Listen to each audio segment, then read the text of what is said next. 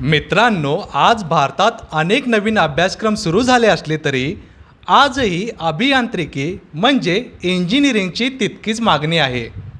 अभियांत्रिकी म्हणजे इंजिनिअरिंगमध्ये अनेक शाखा शिक्षणासाठी उपलब्ध असून त्यापैकी इलेक्ट्रॉनिक्स अँड टेलिकम्युनिकेशन शाखेचे आपल्या जीवनामध्ये अनन्यसाधारण महत्त्व आहे. मित्रांनो, आज आपल्याला शिवाजी विद्यापीठातील तंत्रज्ञान अधिविभागामध्ये म्हणजे डिपार्टमेंट ऑफ टेक्नॉलॉजीमध्ये असणाऱ्या इलेक्ट्रॉनिक्स अँड टेलिकम्युनिकेशन इंजिनिअरिंग शाखेचे समन्वयक डॉक्टर श्यामकुमार चव्हाण सर आपल्याला इलेक्ट्रॉनिक्स अँड टेलिकम्युनिकेशन इंजिनिअरिंगमधील करिअर संदर्भात मार्गदर्शन करणार आहेत. सर्वप्रथम डॉक्टर श्यामकुमार चव्हाण यांचे मी आपल्या वतीने स्वागत करतो आणि कार्यक्रमाला सुरुवात करतो. डॉक्टर चव्हाण सर यांना ENTC क्षेत्रामध्ये जवळजवळ 17 वर्षापेक्षा जास्त वर्षांचा अनुभव आहे. त्यासोबत सरांच्या नावावर एक पेटंट पब्लिश झालेले आहे. तसेच सरांना एक पेटंट देखील मिळालेले आहे. तसेच सरांनी अनेक रिसर्च प्रोजेक्टवर देखील काम केलेले आहे. डॉक्टर चव्हाण सरांनी जवळजवळ 35पेक्षा जास्त इंटरनॅशनल आणि नॅशनल जर्नल्समध्ये रिसर्च पेपर पब्लिश केलेले आहे. त्याचप्रमाणे 10पेक्षा जास्त कॉन्फरन्समध्ये प्रत्यक्षरित्या जाऊन सहभागी केलेला आहे. तर चला मित्रांनो, आज आपण डॉक्टर चव्हाण सरांच्याकडून या क्षेत्राबद्दल अधिक माहिती जाणून घेऊया. डॉक्टर चव्हाण सर, ENTC क्षेत्रामध्ये विद्यार्थ्यांना करिअर करण्यासाठी कोणकोणते अभ्यासक्रम उपलब्ध आहेत याबद्दल जरा माहिती सांगा. इलेक्ट्रॉनिक्स अँड टेलिकम्युनिकेशनमध्ये मुलांना जर करिअर करायचं असेल तर त्याच्यासाठी मुलं डिप्लोमा करू शकतात किंवा इंजिनिअरिंग अँड टेक्नॉलॉजीमधील डिग्रीसुद्धा मुलं घेऊ शकतात. बेसिकली डिप्लोमा किंवा डिग्री ह्या काही मूलभूत गोष्टींची आवश्यकता आहे. त्यानंतर विद्यार्थ्यांच्या आवडीनुसार ते पोस्ट ग्रॅज्युएशन जसं की ME MTech किंवा MS हे अभ्यासक्रम करू शकतात आणि त्यांच्या इलेक्ट्रॉनिक्स अँड टेलिकम्युनिकेशनमधील एखाद्या आवडीच्या क्षेत्रामध्ये ते काम करू शकतात. सर, BTech ENTCमध्ये प्रवेश घेण्यासाठी नेमकी शैक्षणिक पात्रता काय लागते? शैक्षणिक पात्रता म्हणजे विद्यार्थी हा 12वी सायन्स उत्तीर्ण असावा आणि 12वीमध्ये त्याचं फिजिक्स, केमिस्ट्री आणि मॅथमॅटिक्स हे सध्या 3 विषय असणं गरजेचं आहे. त्यानंतर 12वी पास झाल्यानंतर आणि बेसिक इलिजिबिलिटी क्रायटेरिया पास झाल्यानंतर विद्यार्थ्याला CET परीक्षेला सामोरं जावं लागतं आणि CET मधील गुणानुसार विद्यार्थ्याला BTechला ॲडमिशन मिळतं. अरे वा. सर, जसं बाकीच्या इंजिनिअरिंग कोर्सेसमध्ये डिप्लोमाचे ॲडमिशन होतात म्हणजे डिप्लोमासाठी प्रवेश प्रक्रिया राबवली जाते, तसेच या कोर्सेससाठी देखील प्रवेश प्रक्रिया राबवली जाते? हो. जे विद्यार्थी डिप्लोमा झालेले आहेत त्यांच्यासाठी डायरेक्ट सेकंड इयरला ॲडमिशन्स होतात. म्हणजे डिप्लोमा इलेक्ट्रॉनिक्स किंवा आणि अलाइड ब्रँचेसमध्ये विद्यार्थ्यांना जर डिप्लोमा कंप्लीट केला असेल तर त्याचे ॲडमिशन हे डायरेक्ट सेकंड इयरला होतं. डिग्रीच्या डायरेक्ट सेकंड इयरला ॲडमिशन होते. येस. सर, BTech ENTCमध्ये विद्यार्थ्यांना नेमके कोणकोणते विषय शिकवले जातात याबद्दल जरा माहिती द्या. BTechला ॲडमिशन घेतल्यानंतर फर्स्ट इयरसाठी सर्व विद्यार्थ्यांना कॉमन सब्जेक्ट्स असतात. म्हणजे जसं बाकी इंजिनिअरिंगला असतात तसे. बरोबर. आणि त्याच्यानंतर ब्रँच स्पेसिफिक एज्युकेशन जे आहे ते साधारणपणे सेकंड इयरनंतर सुरू होतं. आणि सेकंड इयरला खास करून BTech इलेक्ट्रॉनिक्स अँड टेलिकम्युनिकेशन इंजिनिअरिंगसाठी विद्यार्थ्यांना बेसिक सब्जेक्ट असतात. जसे की डिजिटल इलेक्ट्रॉनिक्स आहे, सर्किट डिझाईन आहे, त्यानंतर नेटवर्क ॲनालिसिस आहे, त्यानंतर टेलिकम्युनिकेशन इंजिनिअरिंगमध्ये ॲनालॉग कम्युनिकेशन आहे, डिजिटल कम्युनिकेशन आहे, असे सब्जेक्ट असतात सेकंड इयरला. त्यानंतर थर्ड इयरला micro controllers, micro processors, VLSI design, digital communication आणि अंतिम वर्षी satellite communication, mobile communication, optical fibre communication अशा पद्धतीचे विषय असतात. म्हणजे साधारणतः इलेक्ट्रॉनिक्स प्लस टेलिकम्युनिकेशनचे विषय विद्यार्थ्यांना शिकवले जातात. बरोबर. त्याचबरोबर सॉफ्ट स्किल्सशी रिलेटेड जे कोर्सेस आहेत ते कोर्सेससुद्धा विद्यार्थ्यांना शिकवले जातात. सर, या क्षेत्रामध्ये विद्यार्थ्यांना संशोधन करण्यासाठी कोणकोणत्या संधी उपलब्ध असतात? तसं बघायला गेलं तर संशोधन हा विद्यार्थी कधीही करू शकतो. म्हणजे अगदी सेकंड इयर, थर्ड इयर जर एखाद्याला इंटरेस्ट असेल तर तो तेव्हा करू शकतो. परंतु खास संशोधन या क्षेत्रामध्ये विद्यार्थ्याला जायचं असेल तर विद्यार्थी पोस्ट ग्रॅज्युएशन जसे की MTech किंवा MS किंवा ME असं करून तो नंतर PhDला एखाद्या विद्यापीठामध्ये प्रवेश घेऊन तिथं तो संशोधन करू शकतो. अरे वा. त्याचबरोबर परदेशात वगैरे जाऊन MS हे कोर्स करून तिथंसुद्धा तो PhD करू शकतो. किंवा त्याच्यानंतर अजून त्याला पुढं संशोधन करायचं असेल तर तो पोस्ट डॉक्टरेट ही डिग्रीसुद्धा संपादन करू शकतो. अरे वा. सर, BTech ENTCचे शिक्षण पूर्ण केल्यानंतर विद्यार्थ्यांना नोकरीच्या संधी कोणकोणत्या उपलब्ध असतात? BTech इलेक्ट्रॉनिक्स अँड टेलिकम्युनिकेशन इंजिनिअरिंगचे शिक्षण घेतल्यानंतर विद्यार्थ्यांना नोकरीसाठी भरपूर संधी उपलब्ध आहेत. वेगवेगळ्या क्षेत्रामध्ये संधी उपलब्ध आहेत. जसं की सरकारी क्षेत्र आहे, त्याच्यानंतर निमशासकीय, उदाहरणार्थ पब्लिक सेक्टर अंडरटेकिंग ज्या असतात त्या कंपन्यामध्ये पण विद्यार्थी काम करू शकतात. त्याचबरोबर संरक्षण दलामध्ये विद्यार्थी काम करू शकतो. त्याचबरोबर खाजगी क्षेत्रसुद्धा आहे. जर सरकारी क्षेत्रांचा आपण जर विचार केला तर इंजिनिअरिंग सर्व्हिसेस एक्झामिनेशन या नावाची एक परीक्षा दरवर्षी UPSC मार्फत घेतली जाते.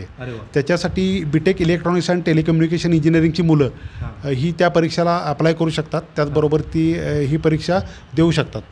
आणि परीक्षेत उत्तीर्ण झाल्यानंतर त्या विद्यार्थ्यांचं सिलेक्शन इंडियन रेल्वेज किंवा इंडियन डिपार्टमेंट ऑफ टेलिकम्युनिकेशन किंवा आणखीन ज्या काही केंद्र सरकारच्या वेगवेगळे विभाग आहेत त्या विभागामध्ये विद्यार्थ्यांचं क्लास 1 पोस्टसाठी सिलेक्शन होतं. त्यानंतर पब्लिक सेक्टर अंडरटेकिंग जे आहेत, जसं की भारत संचार निगम लिमिटेड आहे, त्यानंतर भारत इलेक्ट्रॉनिक्स लिमिटेड आहे, त्यानंतर भारत हेवी इलेक्ट्रिकल्स लिमिटेड, अशा ज्या पब्लिक सेक्टर अंडरटेकिंग म्हणजे सरकारी कंपन्या आहेत त्या सरकारी कंपन्यासुद्धा दरवर्षी इलेक्ट्रॉनिक्स अँड टेलिकम्युनिकेशन इंजिनियरची नेमणूक करतात. त्यासाठी साधारणपणे त्यांचा बेसिक इलिजिबिलिटी क्रायटेरिया हा गेट पास असणे हा असतो. ज्यावेळेस मुलं गेट पास होतात त्यावेळेस ते अशा परीक्षांच्या जाहिरातींना अप्लाय करू शकतात. आणि अप्लाय केल्यानंतर ह्या ज्या कंपन्या आहेत त्या त्यांना इंटरव्ह्यूसाठी बोलवतात आणि इंटरव्ह्यूमध्ये वगैरे पास झाल्यानंतर मग त्यांची नेमणूक इंजिनियर म्हणून होते. मित्रांनो, याचा अर्थ ENTCमध्ये BTech पूर्ण केल्यानंतर प्रायव्हेट तसेच गव्हर्नमेंट तसेच सेमी गव्हर्नमेंटमध्ये जॉब करण्याची संधी मिळते. सर, विद्यार्थी संरक्षण क्षेत्रामध्ये करिअर करण्यासाठी इच्छुक असतात. BTech ENTCमध्ये करिअर केल्यानंतर म्हणजे शिक्षण पूर्ण केल्यानंतर विद्यार्थ्यांना अशा संधी उपलब्ध होतात का? होय. डिफेन्समध्ये आर्मी, नेव्ही आणि एअरफोर्समध्ये इलेक्ट्रॉनिक्स अँड टेलिकम्युनिकेशन इंजिनियर्सची भरती मोठ्या प्रमाणात केली जाते. जसं की आर्मीमध्ये कोर ऑफ सिग्नल्स किंवा टेलिकम्युनिकेशन या ज्या ब्रँचेस आहेत त्याच्यामध्ये इलेक्ट्रॉनिक्स अँड टेलिकम्युनिकेशन इंजिनिअरिंग ग्रॅज्युएट्सची मोठ्या प्रमाणात भरती केली जाते. त्याचबरोबर इंडियन एअरफोर्समध्ये सुद्धा फ्लाईंग ऑफिसर ह्या पोस्टसाठी निवड केली जाते. त्याच्यानंतर नेव्हीमध्ये सुद्धा सब लेफ्टनंट म्हणून या इंजिनियर्सची नेमणूक केली जाते. आणि ही सर्व नेमणूक ही तांत्रिक विभागामध्ये होते. त्याचबरोबर जर एखाद्या विद्यार्थ्याला जनरलमध्ये काम करायचं असेल म्हणजे अतांत्रिक याच्यामध्ये तरीसुद्धा तो SSB इंटरव्ह्यू देऊन तो अधिकारी म्हणून रुजू होऊ शकतो. ह्या पण अपॉर्च्युनिटीज आहेत. म्हणजे याचा अर्थ असा, संरक्षण क्षेत्रामध्ये या क्षेत्रात म्हणजे ENTCमध्ये शिक्षण घेतलेल्या विद्यार्थ्यांना असंख्य संधी उपलब्ध होतात. सर, विद्यार्थ्यांना शास्त्रज्ञ होण्यासाठी या क्षेत्रामध्ये काही संधी आहेत का? विद्यार्थ्यांना शास्त्रज्ञ होण्यासाठी पण संधी आहेत. सरकारी संशोधन संस्था जसे की इस्रो, त्याच्यानंतर DRDO, त्याच्यानंतर BARC ह्यासुद्धा दरवर्षी विद्यार्थ्यांच्या शास्त्रज्ञ म्हणून नेमणुका करतात. त्याच्यासाठी सगळ्यात पहिल्यांदा BTech electronics and telecommunication engineering he degree असणं गरजेचं आहे. त्यानंतर ते सायंटिस्ट या पोस्टला अप्लाय करू शकतात आणि हे सर्व पदं ही क्लास 1 पदामध्ये येतात. अरे वा. म्हणजे अशा प्रकारे चांगल्या संधी विद्यार्थ्यांना उपलब्ध होतात या क्षेत्रामध्ये. सर, मला तुम्हाला आणखी एक महत्त्वाचा प्रश्न विचारायचा आहे. विद्यार्थ्यांनी या क्षेत्रामध्ये शिक्षण पूर्ण केल्यानंतर प्रायव्हेट सेक्टरमध्ये काही संधी आहेत का? प्रायव्हेट सेक्टरमध्ये भरपूर संधी आहेत. एकदा BTech electronics and telecommunication engineering या कोर्सचं शिक्षण घेतलं की त्याच्यानंतर विद्यार्थी हा ENTCमधीलच वेगवेगळ्या डोमेनमध्ये काम करू शकतो. जसं की एम्बेडेड सिस्टीम्स डोमेन आहे ज्याच्यामध्ये मायक्रो कंट्रोलर बेस्ड किंवा micro processor based system design केल्या जातात. त्यानंतर VLSI आहे ज्याच्यामध्ये चिप डिझाईनचा अंतर्भाव असतो. चिप्स वगैरे या डिजिटल चिप्स जे आहेत उदाहरणार्थ प्रोसेसर आहे तो याच्यामध्ये डिझाईन केला जातो. त्याच्यामध्ये संधी आहेत. त्याचबरोबर टेलिकम्युनिकेशन इंजिनिअरिंगमध्ये सुद्धा संधी आहेत. सर्किट डिझाईन या विषयामध्ये पण विद्यार्थी स्वतःचे सिस्टीम्स वगैरे डिझाईन करू शकतो. डिजिटल इमेज प्रोसेसिंगमध्ये सुद्धा संधी आहेत. त्याचबरोबर विद्यार्थ्यांना प्रोग्रॅमिंग जसं की assembly language programming, C language programming किंवा C++ लँग्वेज प्रोग्रॅमिंग याच्यामध्ये पण डिव्हाइस ड्रायव्हर लिहिण्यासाठी भरपूर संधी उपलब्ध आहेत. ऑटोमेशनमध्ये PLCचं ज्ञान घेऊन विद्यार्थी ऑटोमेशनमध्ये सुद्धा विद्यार्थी करिअर करू शकतो. त्यानंतर कमिशनिंग, इन्स्टॉलेशन ऑफ डिव्हायसेस अशा वेगवेगळ्या प्रकारचे जॉब रोल या विद्यार्थ्यांसाठी उपलब्ध असतात. आणि ते कंपनी जॉईन केल्यानंतर त्या कंपनीचं कार्यक्षेत्र कुठलं आहे किंवा त्या कंपनीचं प्रोफाईल कुठलं आहे त्यानुसार पण त्यांच्या कामामध्ये विविधता असते. याबरोबरच विद्यार्थी रोबोटिक्स, मेकॅट्रॉनिक्स याच्यामध्ये सुद्धा काम करू शकतो. तसेच इलेक्ट्रॉनिक्स अँड टेलिकम्युनिकेशन इंजिनिअरिंगचं बॅकग्राऊंड जर असेल तर विद्यार्थी आर्टिफिशियल इंटेलिजन्स किंवा मशीन लर्निंग याच्यामध्ये सुद्धा सहजपणे काम करू शकतो. त्याचबरोबर पॉवर इलेक्ट्रॉनिक्स म्हणून एक फील्ड आहे, त्याच्यामध्ये सुद्धा विद्यार्थी काम करतात. आणि आता इलेक्ट्रिक व्हेकल्स, नवीन आलेल्या इलेक्ट्रिक व्हेकल्स डिझाईन करणे याच्यामध्ये पण त्यांचा रोल राहतो. त्याचबरोबर ऑटोमोटिव्ह इलेक्ट्रॉनिक्स म्हणून एक आता नवीन फील्ड इमर्जिंग होते, म्हणजे ज्याच्यामध्ये इलेक्ट्रॉनिक्सचा रोल मोठ्या प्रमाणात आहे. जसं की इंजिन कंट्रोल युनिट आहे, ब्रेकिंग सिस्टीम आहे. तर ऑटोमोटिव्ह इलेक्ट्रॉनिक्समध्ये ज्या कंपन्या काम करतात तेथील R&Dमध्ये इलेक्ट्रॉनिक्स इंजिनिअरसुद्धा नेमणूक केली जाते. सगळ्यात महत्त्वाचं म्हणजे इंटरडिसिप्लिनरी ॲप्लिकेशन्स डेव्हलप करण्यामध्ये इलेक्ट्रॉनिक्स अँड टेलिकम्युनिकेशन इंजिनिअरिंगचा अतिशय महत्त्वाचा सहभाग राहिलेला आहे. आणि जवळपास सर्वच इंटरडिसिप्लिनरी ब्रँचेस, जवळपास सर्वच शाखांमध्ये इलेक्ट्रॉनिक्सचा यूज आहे किंवा इलेक्ट्रॉनिक्सचा वापर केला जातो. जसं की आपण बघतो आहे ऑटोमोबाईल इंजिनिअरिंग आहे, रोबोटिक्स, मेकॅट्रॉनिक्स अशा वेगवेगळ्या शाखांमध्ये इलेक्ट्रॉनिक्सचा वापर केला जातो. मित्रांनो, याचा अर्थ असा, जगात कुठेही जावा ENTC शिवाय पर्याय नाही. इलेक्ट्रॉनिक्स अँड टेलिकम्युनिकेशन इंजिनिअरिंगचा वापर हा वेगवेगळ्या ब्रँचेसमध्ये होतो. इलेक्ट्रॉनिक्स अँड टेलिकम्युनिकेशन इंजिनिअरिंगचे वेगवेगळे इंटरडिसिप्लिनरी ॲप्लिकेशन्स आहेत. जसं की मेकॅट्रॉनिक्स आहे, बायोमेडिकल इंजिनिअरिंग आहे, डिझास्टर मॅनेजमेंटसाठी सुद्धा इलेक्ट्रॉनिक्स अँड टेलिकम्युनिकेशन इंजिनिअरिंगचा वापर केला जातो. त्याचबरोबर रोबोटिक्स आहे, मेकॅट्रॉनिक्स आहे, ऑटोमोटिव्ह इलेक्ट्रॉनिक्स आहे. काही दिवसापूर्वी इस्रोने चांद्रयान लॉन्च केलेलं आहे. तर इस्रोसारख्या ऑर्गनायझेशनमध्ये जॉईन झाल्यानंतर अशा प्रकारची संधीसुद्धा इलेक्ट्रॉनिक्स अँड टेलिकम्युनिकेशन इंजिनियर्सना मिळू शकते. अरे वा, छान. म्हणजे अशा प्रकारे चांगली संधी, म्हणजे असंख्य संधी या क्षेत्रामध्ये उपलब्ध आहेत. सर, विद्यार्थ्यांनी या क्षेत्रामध्ये यशस्वी होण्यासाठी कोणकोणती स्किल्स आत्मसात केली पाहिजेत किंवा विद्यार्थ्यांच्याकडे कोणते स्किल्स असले पाहिजे जेणेकरून त्यांचे भविष्य चांगले बनेल, याबद्दल जरा सांगा. सगळ्यात पहिल्यांदा मुलांच्याकडं टेक्निकल नॉलेज असणं अतिशय गरजेचं आहे. त्याच्यानंतर डेडिकेशन असणं गरजेचं आहे. जिद्द, कामात सातत्य ह्या गोष्टी पण असणं गरजेचं आहे. कारण जेव्हा आपण एखादी सिस्टीम डिझाईन करतो तेव्हा तो फ्लो मेंटेन करणं हे अतिशय महत्त्वाचं आहे आणि त्याच्यासाठी कंटिन्युअसली तुम्हाला बसावं लागतं.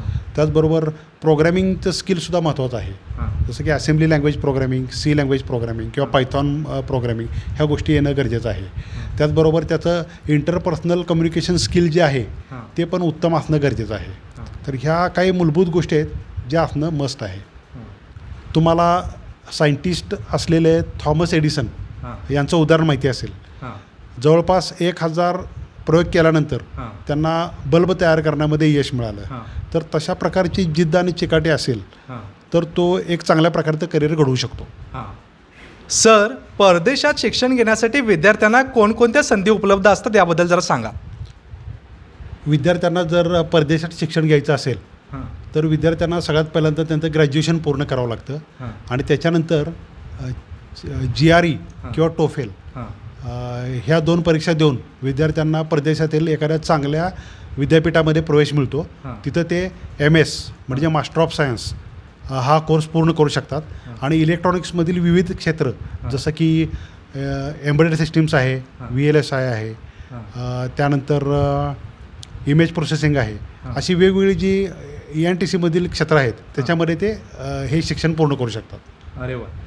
सर, जाता मला एक अत्यंत महत्त्वाचा प्रश्न विचारायचा आहे, जो अनेकांच्या जिव्हाळ्याचा प्रश्न असतो.